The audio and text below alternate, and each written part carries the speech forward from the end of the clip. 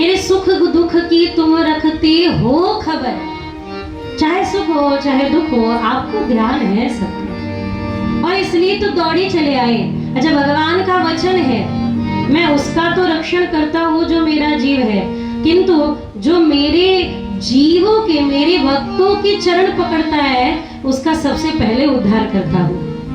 यानी भगवान सुदर्शन चक्र का प्रहार उस मगरमच्छ पर करते हैं तो गजेंद्र कहते हैं प्रभु ये आपने ठीक नहीं किया, ये सुदर्शन का प्रहार मुझ पे यदि किया होता तो मैं मानता आपकी मुझ पे कृपा है, क्योंकि अब संसार के वास्तविक रूप का बोध मुझे हो गया।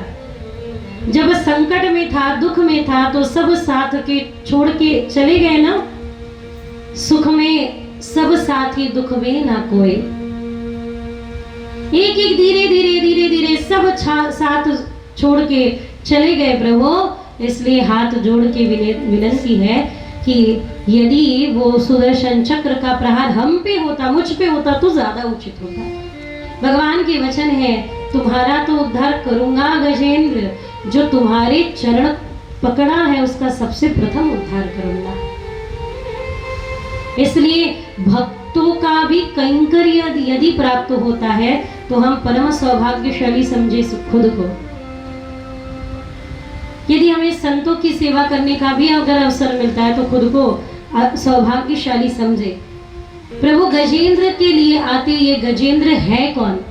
अपने गत जन्म का एक ऐसा जीव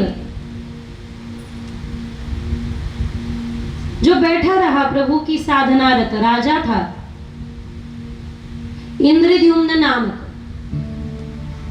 और तब वहां महात्मा ने देखा कि अरे संतों के आने के बाद भी उठकर खड़ा नहीं हुआ, तू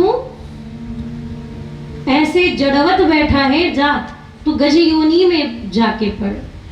और गत जन्म का ये मगरमच्छ भी एक अपराधी, इसके द्वारा अपराध बना जिस कारण से यह मगरमच्छ के रूप में मगर इस योनि में आके गिरा। अब इस दोनों योनियों से उद्धार यदि किसी ने किया तो प्रभु ने ही किया है, गज का भी और उस मगरमच्छ का भी।